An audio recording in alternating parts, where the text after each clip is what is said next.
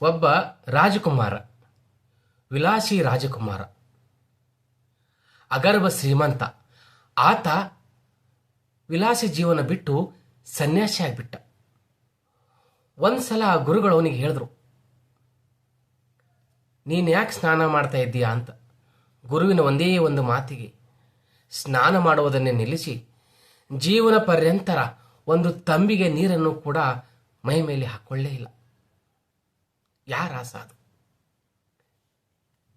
ಯಾರು ಆ ಮಹಾನ್ ಭಾವ?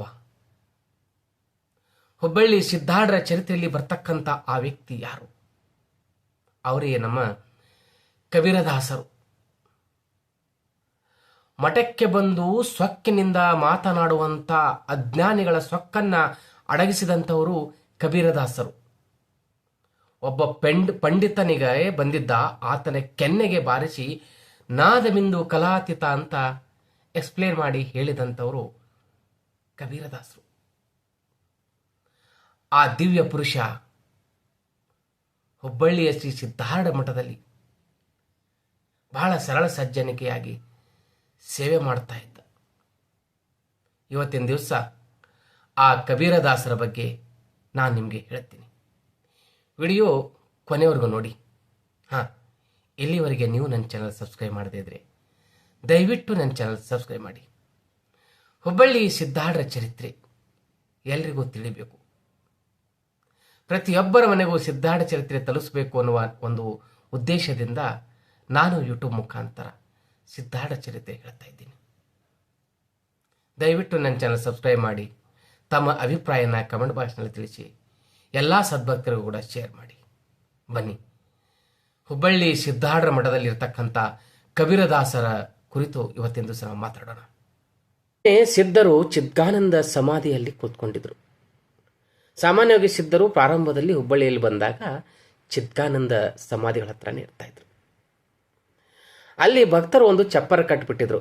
ಯಾಕಂದರೆ ಸಿದ್ಧಾರೂಢರು ಹೋಗಿರ್ತಾ ಇದ್ರು, ಭಕ್ತರು ಕೂಡ ಹೆಚ್ಚಿಗೆ ಬರ್ತಾ ಇದ್ರು ಅಂದ್ಕೊಂಡು ಒಂದು ಚಪ್ಪರ ಕಟ್ಟಿದ್ರು. ಎಲ್ಲ ಶಿಷ್ಯರ ಜೊತೆ ಕೂತ್ಕೊಂಡಿದ್ರು. ಸಿದ್ಧಾರೂಢರು ಮಾತಾಡ್ತಾ ಇದ್ರು, ಎದುರುಗಡೆ ಎಲ್ಲ ಶಿಷ್ಯರಿದ್ರು.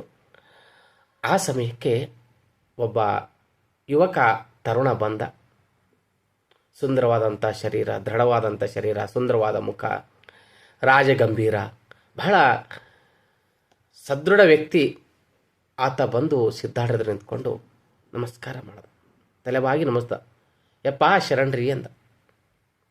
ಸಿದ್ಧಾರೂಢರು ಅವನ ಕಡೆ ನೋಡಿಕೊಂಡು, ನೀ ಯಾರಪ್ಪ ಅಂದ್ಬಿಟ್ಟು. ಬಂದಾತ ಕೂಡ ಅಷ್ಟೇ ವಿನಮ್ರ ಭಾವದಿಂದ, ತಂದೆ ನಾನು ಯಾರು ಅಂತ ನನಗೆ ತಿಳಿಲಾಗದು. ನಾನು ಯಾರು ಅಂತ ತಿಳಿಯೋದಕ್ಕೋಸ್ಕರ ನಾನು ತಮ್ಮ ಹತ್ರ ಬಂದಿದ್ದೀನಿ ಅಂತ ಆತ ಅಂದ್ಕೊಂಡು. ಸಿದ್ಧರು ನಿಂತವರನ್ನು ತೂಗಿ ನೋಡಿದ್ರು ಮೇಲಿಂದ ಕೆಳಗೆ. ತ್ರಿಕಾಲ ಜ್ಞಾನಿಗಳಿದ್ರು. ಸಿದ್ಧರಿಗೆಲ್ಲ ಗೊತ್ತಿತ್ತು ಯಾರು ಈತ, ಎಲ್ಲಿಂದ ಬಂದವ, ಏನು ಇವನ ಕಾರ್ಯ ಮುಂದಿನದತ್ತೆ ಎಲ್ಲ ಗೊತ್ತಾಗ್ಬಿಟ್ಟಿತ್ತು.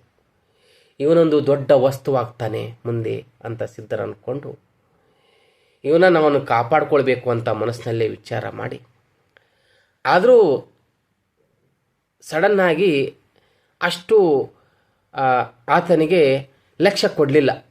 ಸ್ವಲ್ಪ ನಿರ್ಲಕ್ಷ್ಯ ಮಾಡಿದರು. ಈತನಿಗೆ ನಾನು ಪರೀಕ್ಷೆ ಮಾಡಬೇಕು ಅಂದ್ಕೊಂಡು, ಅವನು ಹಸಿದಿದ್ದಾನೆ, ಇವನಿಗೆ ಅನ್ನ ಹಾಕುವ ಮುನ್ನ ಒಂದು ಸಲ ಪರೀಕ್ಷೆ ಮಾಡಬೇಕು ಅಂದ್ಕೊಂಡು ಎದುರುಕೊಂಡೇ ಸಿದ್ಧಾರೂಢರು ಉಪೇಕ್ಷೆ ಭಾವ ತಳೆದುಬಿಟ್ರು, ನಿರ್ಲಕ್ಷ್ಯ ಮಾಡಿಬಿಟ್ರು. ಆದರೆ ಬಂದಂಥ ಆ ತರುಣ ಸಿದ್ಧರು ನಿರ್ಲಕ್ಷ್ಯ ಮಾಡಿದ್ದನ್ನು ಗಮನಿಸಲಿಲ್ಲ. ಮಠದಲ್ಲಿ ಉಳ್ಕೊಂಡ. ಸಿದ್ಧರ ಸೇವೆ ಬಹಳ ಚೆನ್ನಾಗಿ ಮಾಡಿಬಿಟ್ಟ, ಮನದಟ್ಟಿ ಮಾಡ್ದ. ಮಠದ ಸುತ್ತಮುತ್ತಲಿರ್ತಕ್ಕಂಥ ಎಲ್ಲ ಕಂಟಿ ಕಾವಲುಗಳನ್ನು ಕಡಿದ. ಮಠದ ಎಲ್ಲ ಕಸವನ್ನು ಆತ ಬಳಿತಾ ಇದ್ದ. ಬೆಳ್ಳಿ ಗಾವಲುಗಳನ್ನು ಎಲ್ಲ ಕಡ್ದ. ತನು ಮನ ಧನದಿಂದ ಸೇವೆ ಮಾಡ್ದ. ಊಟದ ಪರಿವೇ ಇರ್ತಿರಲಿಲ್ಲ.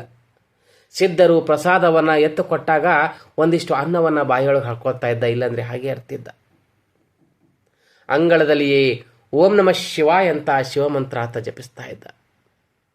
ಸದಾ ಸಿದ್ಧರ ಸೇವೆಯಲ್ಲಿ ಆತ ಇರ್ತಾ ಇದ್ದ. ಹೀಗೆ ತರುಣವು ಸಿದ್ಧರ ಮನಸ್ಸನ್ನು ಗೆದ್ದುಬಿಟ್ಟ. ಅವನ ದಾಸಬುದ್ಧಿಗೆ ಸಿದ್ಧರು ಒಲಿದು ಆತನಿಗೆ ಕಬೀರ ದಾಸ ಅಂತ ಹೆಸರಿಟ್ಟು. ಆತನ ಹೆಸರು ಕಬೀರ.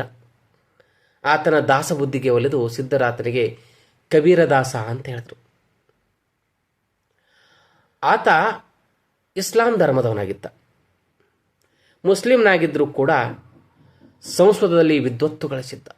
ಬಹಳ ಜ್ಞಾನ ಇತ್ತು. ಸಿದ್ಧರಿಗೆ ಅಪಾರವಾದ ಸಂತಸವನ್ನು ನೀಡಿಬಿಡ್ತು. ಅಷ್ಟೇ ಅಲ್ಲ, ಆತ ಸಂಗೀತದಲ್ಲೂ ಕೂಡ ಪರಿಣಿತಿಯನ್ನು ಪಡೆದಿದ್ದ. ಈ ಅದೆಲ್ಲವನ್ನು ನೋಡಿಕೊಂಡು ಆತನ ನಿಸ್ವಾರ್ಥ ಸೇವೆಯನ್ನು ನೋಡಿಕೊಂಡು ಸಿದ್ಧರು ಆತನಿಗೆ ಕಬೀರದಾಸ ಅಂತ ಹೆಸರು ಕೊಟ್ಟು ಆತನಿಗೆ ಅಭಯಹಸ್ತವನ್ನು ನೀಡಿದರು. ಸಿದ್ಧರ ಕಾಲದಲ್ಲಿ ಕಬೀರದಾಸ ಅಷ್ಟೇ ಅಲ್ಲ, ಬಹಳಷ್ಟು ಜನ ಸಾಮಾನ್ಯರಲ್ಲ ಮಹಾನ್ ಪಂಡಿತರು ಮೇಧಾವಿಗಳು ಬಂದು ಕೂಡ ಸಿದ್ಧರ ಸೇವೆಯನ್ನು ಮಾಡಿದ್ರು. ಸಿದ್ಧಾರಣ ಮಠದಲ್ಲಿ ಇರ್ತಾ ಇದ್ರು. ಸಿದ್ಧಾವಧೂತ ಅಂತ ಒಬ್ಬ ಮುಖ್ಯ, ಆತ ತನ್ನ ದಾಖಲೆಯಲ್ಲಿ ಬಹಳ ಸುಂದರವಾಗಿ ಬರೆದಿದ್ದಾನೆ. Myself and Kabira were both together in the math in the chappara. Kabiradasa was a Mohammed from Bellary ಅಂತ. ಅಂದರೆ ನಾನು ಮತ್ತು ಕಬೀರದಾಸರು ಇಬ್ಬರು ಮಠದೊಳಗೆ ಚಪ್ಪರದಲ್ಲಿ ಇರ್ತಾ ಇದ್ವಿ. ಮಠ ಅಂತಿರಲಿಲ್ಲ ಅವಾಗ, ಚಿದ್ಗಾನಂದ ಸಮಾಧಿ ಅಲ್ಲೇ ಚಪ್ಪರ ಇರ್ತಿತ್ತು. ನಿಧಾನವಾಗಿ ಮಠ ಬೆಳೀತಾ ಇತ್ತು. ಕಬೀರದಾಸರು ಬಳ್ಳಾರಿಯಿಂದ ಬಂದಂಥ ಒಬ್ಬ ಮುಸಲ್ಮಾನನಾಗಿದ್ದ ಅಂತ ಸಿದ್ಧಾವಧೂತರು ಬರೆದಿದ್ರು. ಹೀಗೆ ಸಿದ್ಧರ ಕೀರ್ತಿಯನ್ನು ಕೇಳಿದಂಥ ಭಕ್ತ ಜನರು ಬಹಳಷ್ಟು ಜನ ಸಿದ್ಧರೆಡೆಗೆ ಧಾವಿಸಿ ಬಂದರು. ಸಿದ್ಧರ ಸೇವೆಯಲ್ಲಿ 50 ವರ್ಷಗಳ ಕಾಲ ಒಬ್ಬ ಸಿದ್ಧರ ಸೇವೆ ಮಾಡಿದ್ದ. ಆತನ ಹೆಸರು ನಾಚಿಕದ ಶರಣಪ್ಪ ಅಂತ. ಮಲ್ಲಿಕಾರ್ಜುನ ಸಿಂಧಿಯವರ ಪುಸ್ತಕದಲ್ಲಿ ಬಹಳ ಸುಂದರವಾಗಿ ಇದನ್ನು ಅವರು ವರ್ಣನೆ ಮಾಡಿದ್ದಾರೆ ನೋಡಿ. ಆತ ಹೇಳ್ತಾನೆ, ನಾನು ನಿಜಾಂ ರಾಜ್ಯದ ಸದಾಶಿವಪೇಟೆಯಲ್ಲಿ ಹುಟ್ಟಿದೆ. ಸ್ವಾಮೀಜಿಗಳ ಕೀರ್ತಿಯನ್ನು ಕೇಳಿ ಮೊದಲ ಬಾರಿಗೆ ಇಲ್ಲಿಗೆ ಬಂದಾಗ ನನಗೆ ಸುಮಾರು 15ರಿಂದ 16 ವರ್ಷ ವಯಸ್ಸು. ಇದೇ ರೀತಿಯಾಗಿ ಸಿದ್ಧರ ಬಳಿಗೆ ಬಂದಂಥ ಪೂಜ್ಯರಾದಂಥ ಗೋವಿಂದ ಸ್ವಾಮಿಗಳು, ಶಿವಪುತ್ರ ಸ್ವಾಮಿಗಳು, ಕಬೀರದಾಸರು, ದೇವೇಂದ್ರಪ್ಪನವರು, ಚನ್ನಮಲ್ಲಪ್ಪ, ಬಸಯ್ಯ, ಗುಂಡಾಗುರು, ಉದ್ದಂಡಪ್ಪ, ಗೋಪಾಲಪ್ಪ, ರಾಮಯ್ಯ ಮೊದಲಾದ ಮುಖ್ಯಸ್ಥರು ಸಿದ್ಧರ ಬಳಿಗೆ ಬಂದಿದ್ದರು.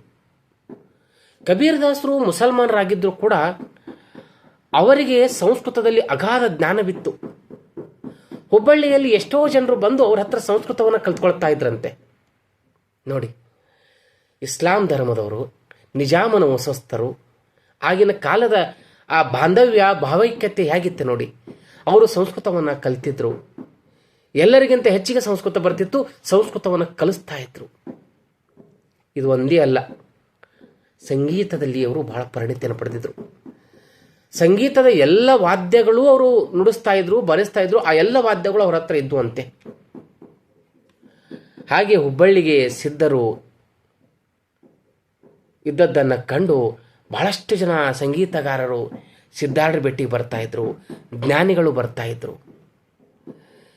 ಅವರೆಲ್ಲರೂ ಕಬೀರರ ಸಮ್ಮುಖದಲ್ಲಿ ಸಂಗೀತ ಕಚೇರಿ ನಡೆಸ್ತಾ ಇದ್ರು. ಸಿದ್ಧರ ಆಶೀರ್ವಾದಕ್ಕಾಗಿ, ಕಬೀರರ ಮೆಚ್ಚುಗೆಗಾಗಿ ಆ ಎಲ್ಲ ಸಂಗೀತಗಾರರು ಹಾತೊರಿತಾ ಇದ್ರಂತೆ. ಹಿರಿಯರ ಹೇಳಿಕೆಯ ಪ್ರಕಾರ ಕಬೀರರು ಆದವಾನಿಯ ಜಹಾಗೀರ್ದಾರರ ಪುತ್ರರಂತ ಒಂದು ಕಡೆ ಉಲ್ಲೇಖವಿದೆ.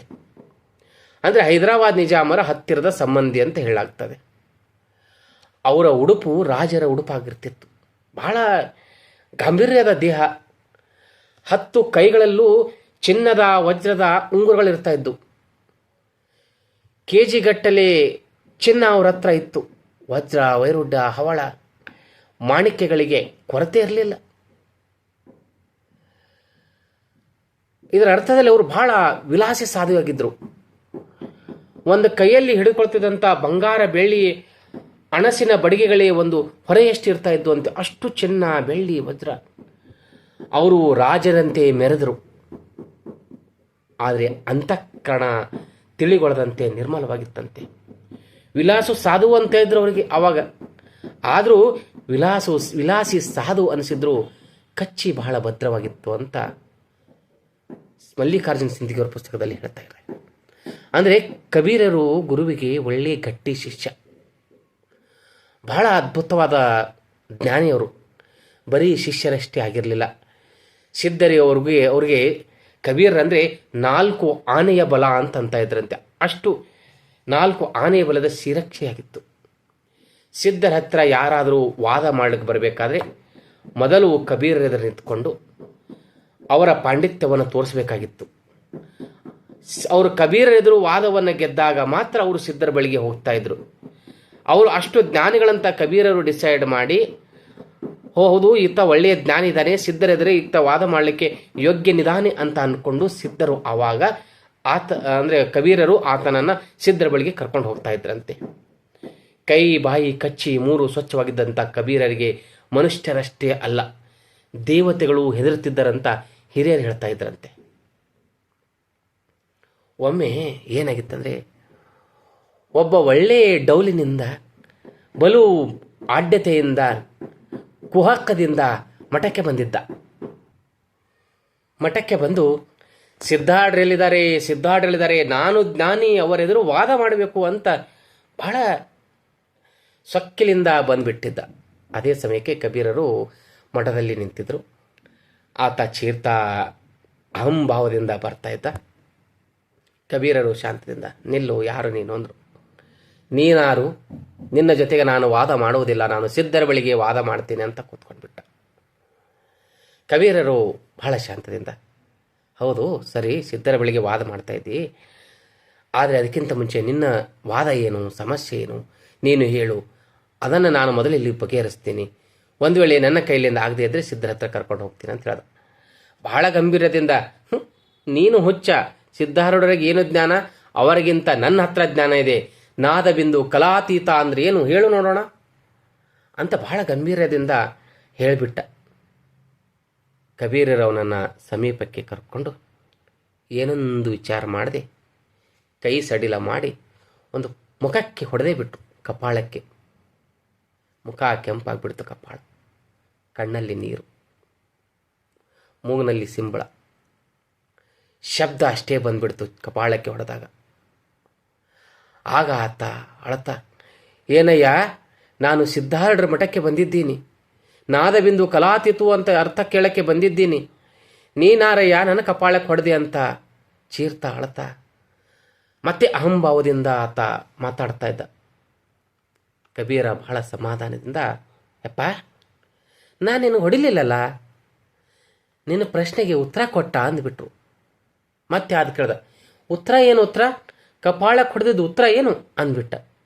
ಕಬೀರರು ಹೇಳಿದ್ರು, ಅಲ್ಲಪ್ಪ, ನೀ ಏನು ಕೇಳಿದಿ, ನಾದ ಬಿಂದು ಕಲೆ ಅಂತ ಕೇಳಿದಿ, ನಾ ನಿನಗೆ ಕಪಾಳಕ್ಕೆ ಹೊಡೆದ್ನಲ್ಲ, ಸಪ್ಪಳ ಕೇಳಿಸ್ತಲ್ಲ, ಅದೇ ನಾದ ಅಂದ್ಬಿಟ್ರು. ಆ ಹೊಡೆದ ನೋವಿಗೆ ಕಣ್ಣಲ್ಲಿ ನೀರು, ಮೂಗಿನಲ್ಲಿ ತಿಳಿಯಾದ ಮಲಾಮು ಬಂತಲ್ಲ, ಅದೇ ಬಿಂದು. ಇನ್ನು ಕೆನ್ನೆ ಮೇಲೆ ಮೂಡಿದ ಬಾಸುಂಡೆಗಳಿವೆಲ್ಲ, ಅದೇ ಕಲೆ. ನೀನು ಕೇಳಿದ್ದಕ್ಕೆ ನಾನು ಹೇಳಿದ ಉತ್ತರ ಇದು ಅಂತ ಹೇಳಿಬಿಟ್ರು. ಆತನ ಗರ್ವವೂ ಕೂಡ ಮುಗಿತು. ಅಷ್ಟೇ ಅಲ್ಲದೆ ಆ ಗರ್ವಿಯನ್ನು ಅಲುಗಾಡಿಸುತ್ತಾ, ಎಲ್ಲೋ ಹುಲ್ಲಿನ ಹೊರೆಯನ್ನೇ ಕೊಳ್ಳುವ ಯೋಗ್ಯತೆ ಇಲ್ಲದ ನಿಮ್ಮಂಥವರು ಒಮ್ಮೆಗೆ ಮುತ್ತು ರತ್ನ ಖರೀದಿಗೆ ಬರ್ತಿರಲ್ಲ, ಅಲ್ಪಜ್ಞಾನಿ ಇಟ್ಕೊಂಡು ಈ ರೀತಿ ನೀನು ಮಹಾಜ್ಞಾನಿ ಥರ ಮಾತಾಡಬಾರ್ದು ಅಂತ ತಿಳಿ ಹೇಳಿ ಕಳಿಸ್ಬಿಟ್ರಂತ ಈ ಚರಿತ್ರೆಯಲ್ಲಿ ಉಲ್ಲೇಖವಿದೆ. ಆದರೆ ಮಠದಲ್ಲಿ ಇದ್ದಂತಹ ಕೆಲವು ಮಂದಮತಿಗಳಿಗೆ, ಅಂದರೆ ಅವರೆಲ್ಲ ಸಿದ್ಧರ ಜೊತೆ ಇರ್ತಾ ಇದ್ರು, ಸಿದ್ಧಾಢ್ಯರ ಜೊತೆ ಇರ್ತಾ ಇದ್ರು, ಆದರೆ ಸಿದ್ಧರ ಬಗ್ಗೆ ಗೌರವ ಇರಲಿಲ್ಲ. ಸಾಮಾನ್ಯವಾಗಿ ಸಾಧು ಸಂತರು ಋಷಿಗಳ ಹತ್ರ ಒಂದು 10 ಜನ ಇರ್ತಾರಂತ ಅಂದ್ಕೊಂಡ್ರೆ 10 ಜನ ಅವರ ಭಕ್ತರಾಗಿರ್ಬೇಕಂತೇನಿಲ್ಲ, 10 ಜನ ಅವರ ಮೇಲೆ ಭಯ ಭಕ್ತಿಯಿಂದ ಇರಬೇಕಂತೇನಿಲ್ಲ. ಅವರಲ್ಲಿ 3-4 ಜನ ಆದರೂ ಅವ್ರ ಜೊತೆ ಇದ್ಕೊಂಡೆ ಅವರ ವಿರುದ್ಧ ಕತ್ತಿ ಮಸಿಯೋದು, ಕುಹಕ ಮಾಡೋದು ಎಲ್ಲ ಸಾಧು ಸಂತರ ಚರಿತ್ರೆಯಲ್ಲಿ ನಾವು ಕಾಣ್ತೀವಿ. ಅದೇ ರೀತಿ ಸಿದ್ಧಾಢ ಚರಿತ್ರೆಯಲ್ಲೂ ಕೂಡ ಮಠದಲ್ಲಿ ಇರ್ತಾ ಇದ್ರು, ಸಿದ್ಧರ ಜೊತೆ ಇರ್ತಾ ಇದ್ರು, ಆದರೆ ಸಿದ್ಧರ ಕಂಡ್ರೆ ಅವರಿಗೆ ಆಗ ಬರ್ತಾ ಇರಲಿಲ್ಲ. ಈ ಸಿದ್ಧಾರೂಢ ಅಂತ ಹೇಳ್ತೀವಿ, ಈತ ಶಾಲೆ ಕಲ್ತಿಲ್ಲ. ಹುಬ್ಬಳ್ಳಿಯ ಹುಂಬ ಸಂಸ್ಕೃತದ ಗಂಧವಿಲ್ಲ. ರಾತ್ರಿ ಹೊತ್ತು ಆ ಸಿದ್ಧ ಅದನಲ್ಲ, ಆತ ನನ್ನ ಬಳಿ ಕೂತ್ಕೊಂಡು ಶಾಸ್ತ್ರ ಕೇಳಿಕೊಂಡು ಬೆಳಿಗ್ಗೆ ಜನರಿಗೆ ಹೇಳ್ತಾನಂತ ಕೆಲವು ಮಂದಮತಿಗಳು ಸುಮ್ಮನೆ ಊರೆಲ್ಲ ತಿರ್ಕೊಂಡು ಹೇಳ್ತಾ ಇದ್ರು. ಅವ್ರಿಗೊಂದಿಷ್ಟು ಜ್ಞಾನ, ಅಲ್ಪ ಜ್ಞಾನ ಇರ್ತಿತ್ತು. ಊರೊಳಗೆ ಕೂತ್ಕೊಂಡು ಏನೋ 4 ಜನ ಕೂತ್ಕೊಂಡಾಗ ಆ ಸಿದ್ಧ ಏನು ಅವ್ರಿಗೇನು ಜ್ಞಾನ? ರಾತ್ರಿ ಹೊತ್ತು ನಾನೇ ಮಠಕ್ಕೆ ಹೋಗ್ತೀನಿ, ನಾನೇ ಅವರಿಗೆ ವೇದ ಆಗಮನ ಉಪನಿಷತ್ ಎಲ್ಲ ಹೇಳ್ತೀನಿ, ಸಂಸ್ಕೃತ ಹೇಳ್ತೀನಿ, ನಾನು ಹೇಳಿದ್ರಲ್ಲಿ ಒಂದಿಷ್ಟು ಕಲ್ತ್ಕೊಂಡು ಬೆಳಿಗ್ಗೆ ಭಕ್ತರಿಗೆ ಹೇಳ್ತಾನೆ ಅಂತ ಹೀಗೆ ಕುಹಕ್ಕದ ಮಾತಾಡ್ತಾಯಿದ್ರು. ಸಿದ್ಧಾಡ್ರೇನು ಸಾಮಾನ್ಯರೇನು? ಓದಿಲ್ಲ ಬರ್ದಿಲ್ಲ, ಆದರೆ ಹುಟ್ಟುವಾಗಲೇ ಮಹಾನ್ ಜ್ಞಾನಿಗಳಾಗಿದ್ದರು. ಆದರೆ ಜನ ಆಡ್ಕೊಳ್ತಾ ಇದ್ರು. ಸಿದ್ಧರ ಶಿವಸ್ಥಿತಿ ಕೆಲವರಿಗೆ ಸಹಿಸ್ಲಿಕ್ಕಾಗ್ತಾ ಇರಲಿಲ್ಲ. ಕಬೀರರಿಗೆ ಮಾತ್ರ. ಸಿದ್ಧರು 3 ಮೊಳ ಕೈಪೆಯ ಬಡ ಸಾಧು ಆಗಿರಲಿಲ್ಲ. ಕಬೀರದಾಸರು ಸಂಸ್ಕೃತವನ್ನು ಕಲಿತಿದ್ರು. ಕಬೀರದಾಸರು ಮಹಾನ್ ಜ್ಞಾನಿಯಾಗಿದ್ದರು. ಆ ಜ್ಞಾನಿಗೆ ಸಿದ್ಧರು ಮಹಾಜ್ಞಾನಿ ಅನಿಸಿದ್ರು. ಅಂದರೆ ಒಬ್ಬನನ್ನು ನೀವು ತೂಗಿ ಅಳೆದು ನೋಡಿರಬೇಕಾದ್ರೆ, ಆತನ ಜ್ಞಾನವನ್ನು ಅಳಿಬೇಕಾದ್ರೆ ನೀವು ಜ್ಞಾನಿಗಳಾಗಿರಲೇಬೇಕು.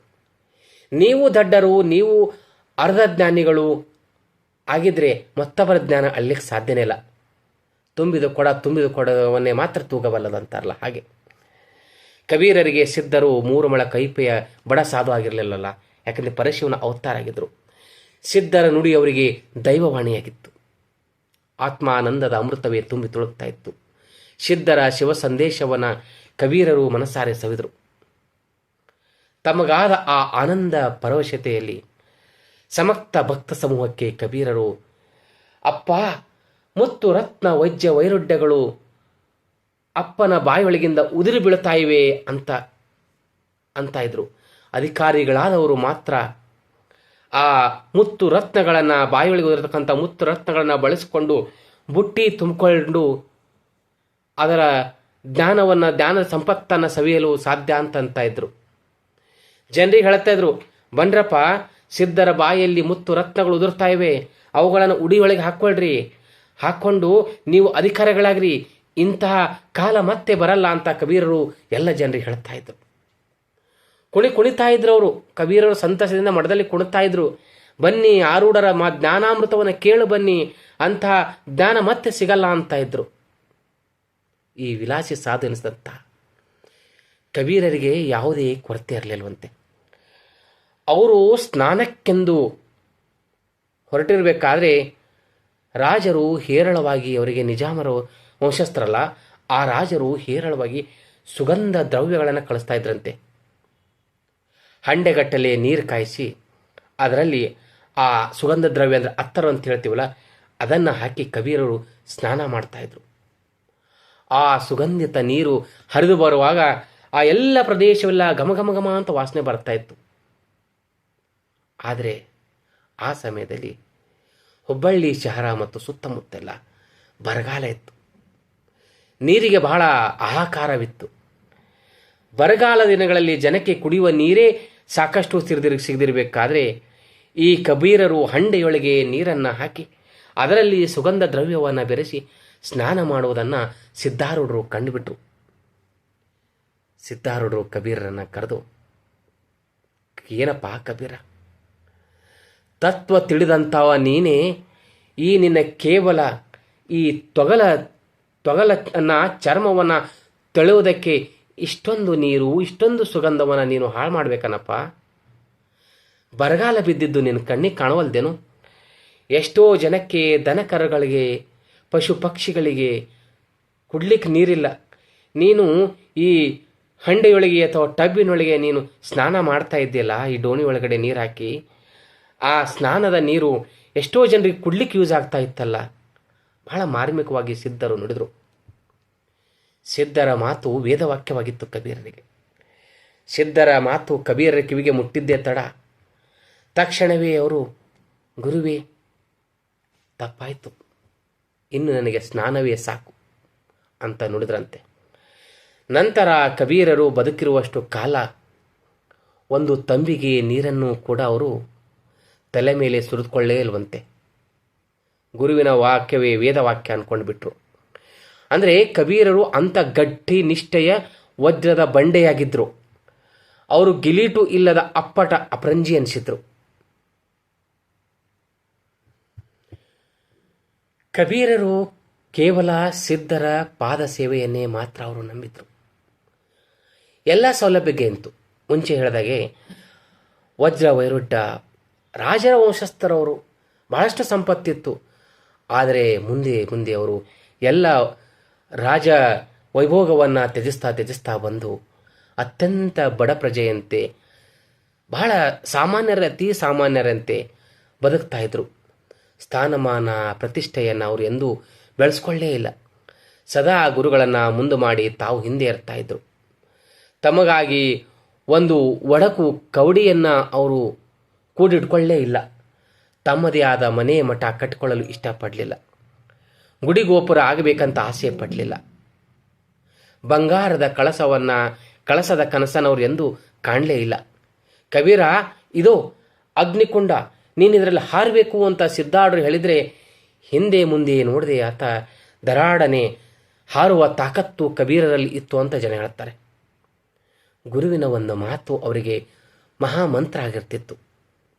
ಕಬೀರರು ತಮ್ಮದ ಎಲ್ಲವನ್ನ ಸಿದ್ಧರ ಶ್ರೀಚರಣಕ್ಕೆ ಅರ್ಪಿಸಿಬಿಟ್ಟಿದ್ರು. ಅಪಾರವಾದ ಆಸ್ತಿ ಇತ್ತು. ಸಿರಿ ಸಂಪತ್ತಿಗೆ ಒಡೆಯರಾಗಿದ್ದಂಥ ಕಬೀರರು ಯಾವುದಕ್ಕೂ ಇಚ್ಛೆ ಪಡಲೇ ಇಲ್ಲ. ಒಮ್ಮೆ ಕಬೀರರ ಸಂಬಂಧಿಕರು ಹುಬ್ಬಳ್ಳಿಗೆ ಬಂದಿದ್ರು.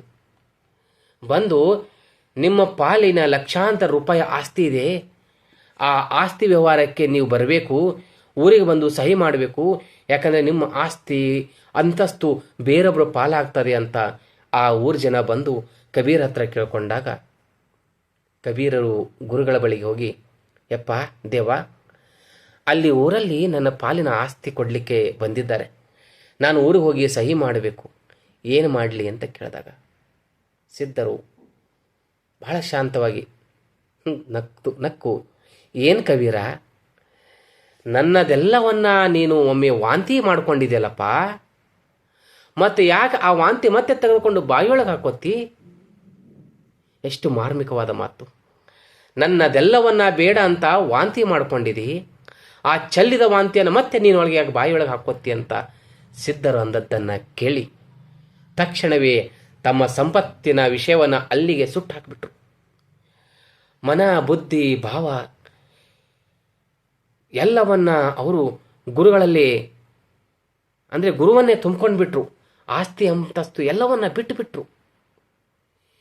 ಹೀಗೆ ಕಬೀರದಾಸರು ಮಹಾನ್ ಶ್ರೀಮಂತರಾಗಿದ್ರು ಕೂಡ ಸರಳ ಸಜ್ಜನಿಕೆಯಿಂದ ಅವರು ಇರ್ತಾ ಇದ್ರು. ಒಂದು ಸಲ ಏನಾಗಿತ್ತಂದರೆ, ಈ ಕಬೀರರು ಸ್ನಾನ ಮಾಡ್ತಿರ್ಬೇಕಾದ್ರೆ ಸುಗಂಧ ದ್ರವ್ಯದ ಸ್ನಾನ ಮಾಡ್ತಾ ಇದ್ರು. ಸಿದ್ಧರು ಅವ್ರ ಬಳಿ ಬಂದು, ಏನು ಕಬೀರ, ಅಲ್ಲಿ ಅಷ್ಟು ಬರಗಾಲ ಬಿದ್ದಿದೆ, ನೀನೇಕೆ ಸ್ನಾನ ಮಾಡ್ತೀಯ ಅಂದಾಗ ಸ್ನಾನ ಮಾಡೋದು ಅವ್ರು ಬಿಟ್ಟಿದ್ರು. ಅದಕ್ಕಿಂತ ಮುಂಚಿನ ದಿನಗಳಲ್ಲಿ ಆಗ ಒಮ್ಮೆ ಅವರು ಆ ಮಠಕ್ಕೆ ಒಬ್ಬ ಮಹಾನ್ ಪಂಡಿತ ಬಂದಿದ್ದ. ಬಹಳ ಗರ್ವಿಷ್ಠಿಯಾದಂಥ ಆತ ಬಂದು, ಸಿದ್ಧಾರ್ಢ ಸ್ವಾಮಿಗಳೇ, ನೀವು ಬ್ರಹ್ಮನ ಬಗ್ಗೆ ಇಷ್ಟೊಂದು ತಿಳ್ಕೊಂಡಿದ್ದೀರಲ್ಲ, ಇಷ್ಟೊಂದು ಹೇಳ್ತೀರಲ್ಲ, ಬ್ರಹ್ಮನು ಹೇಗಿರ್ತಾನಂತ ನೀವು ನಂಗೆ ತೋರಿಸ್ತೀರೇನು ಅಂತ ಸವಾಲೆಸ್ತಿದ್ರು. ಯಾರೇ ಬಂದು ಸವಾಲೆಸ್ತಿದ್ರು ಸಿದ್ಧರು ಬಹಳ ಶಾಂತವಾಗಿ ಇರ್ತಾ ಇದ್ರು. ಆ ಸಮಯದಲ್ಲಿ ಈ ಕಬೀರರು ಆ ದೊಡ್ಡ ಅಡಿಗೆ ಮನೆಯಲ್ಲಿ ದಿಗಂಬರರಾಗಿ ಮೈ ಮೇಲೆ ಯಾವುದೇ ವಸ್ತ್ರವಿಲ್ಲದೆ ಸ್ನಾನ ಮಾಡ್ತಾ ಇದ್ರು.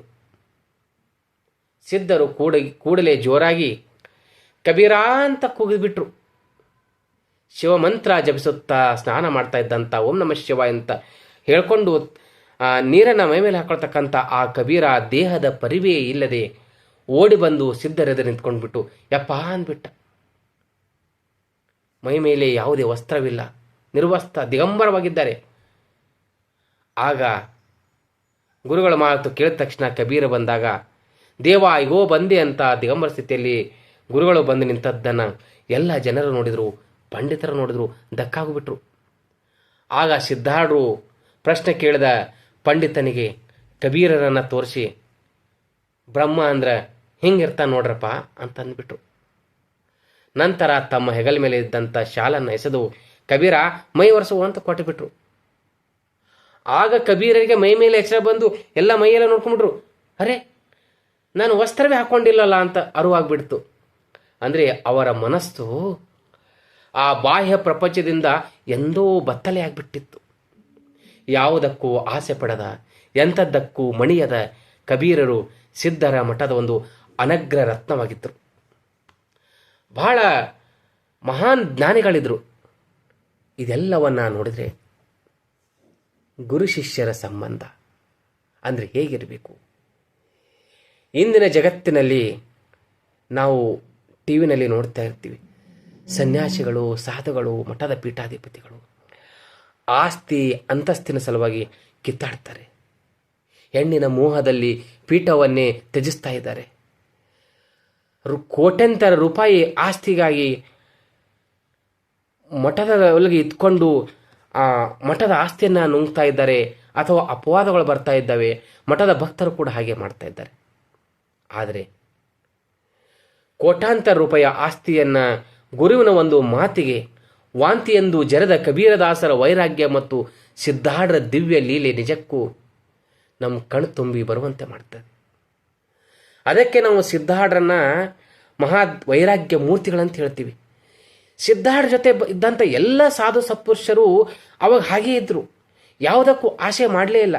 ಪೀಠಕ್ಕೆ ಆಸೆ ಮಾಡಲಿಲ್ಲ, ದುಡ್ಡಿಗಾಗಿ ಆಸೆ ಮಾಡ್ತಾ ಇರಲಿಲ್ಲ. ಅವರು ಕೇವಲ ಜ್ಞಾನವನ್ನು ಮಾತ್ರ ಪಡ್ಕೊಳ್ತಾ ಇದ್ರು. ಸಿದ್ಧಾಢ್ರ ಈ ಚರಿತ್ರೆ, ಈ ಅದ್ಭುತ ಕಥೆ ತಮಗೆ ಇಷ್ಟವಾಗಿದ್ದರೆ ದಯವಿಟ್ಟು ನನ್ನ ಚಾನಲ್ ಸಬ್ಸ್ಕ್ರೈಬ್ ಮಾಡಿ. ಹಾಗೆ ಸಿದ್ಧಾಢ್ರ ಈ ಚರಿತ್ರೆಯಿಂದ ಕಬೀರದಾಸರ ಈ ಶ್ರೀಮಂತಿಕೆಯನ್ನು ತೊರೆದು ವೈರಾಗ್ಯವನ್ನು ಪಡೆದಂಥ ಕಥೆಯಿಂದ ತಮಗೆ ಏನು ತಿಳಿತು ಅಂತ ಕಮೆಂಟ್ ಬಾಕ್ಸ್ನಲ್ಲಿ ತಿಳಿಸಿ. ಓಂ ನಮಃ ಶಿವಾಯ ಅಂತ ಕೂಡ ಕಮೆಂಟ್ ಬಾಕ್ಸ್ನಲ್ಲಿ ಟೈಪ್ ಮಾಡೋದು ಮರಿಬೇಡಿ. ದಯವಿಟ್ಟು ನೀವು ನನ್ನ ಚಾನಲ್ ಸಬ್ಸ್ಕ್ರೈಬ್ ಮಾಡಿ. ಹಾಗೆ ಬೇರೊಬ್ಬರು ಶೇರ್ ಮಾಡಿ. ಸಿದ್ಧಾಢ್ರ ಚರಿತ್ರೆ ಎಲ್ರಿಗೂ ತಿಳಿಬೇಕು, ಆರೂಢರ ತತ್ವಗಳು ಎಲ್ಲರಿಗೂ ತಿಳಿಯಬೇಕು ಅನ್ನುವಂಥ ನನ್ನ ಒಂದು ಸಣ್ಣ ಪ್ರಯತ್ನಕ್ಕೆ ತಾವು ಕೂಡ ಕೈ ಜೋಡಿಸಿ ಎಲ್ಲರಿಗೂ ಶೇರ್ ಮಾಡಿ. ನನ್ನ ಯೂಟ್ಯೂಬ್ ಚಾನಲ್ನಲ್ಲಿ ಸಿದ್ಧಾಢ್ರ ಚರಿತ್ರೆ ಎಲ್ಲ ವಿಡಿಯೋಗಳು ಅಪ್ಲೋಡ್ ಮಾಡಿದ್ದೇನೆ. ಅವೆಲ್ಲವನ್ನು ಕೂಡ ತಾವು ದಯವಿಟ್ಟು ನೋಡಿ ತಮ್ಮ ಬೆಂಬಲ ಇರಲಿ. ತಮ್ಮ ಬೆಂಬಲ, ಪ್ರೋತ್ಸಾಹ ಎಲ್ಲವೂ ನನಗೆ ಒಂದು ಆನೆಬಲ ಥರ. ಸದ್ಗುರು ಸಿದ್ಧಾರೂಢರು ತಮ್ಮೆಲ್ಲರಿಗೂ ಒಳ್ಳೆಯದನ್ನು ಮಾಡಲಿ.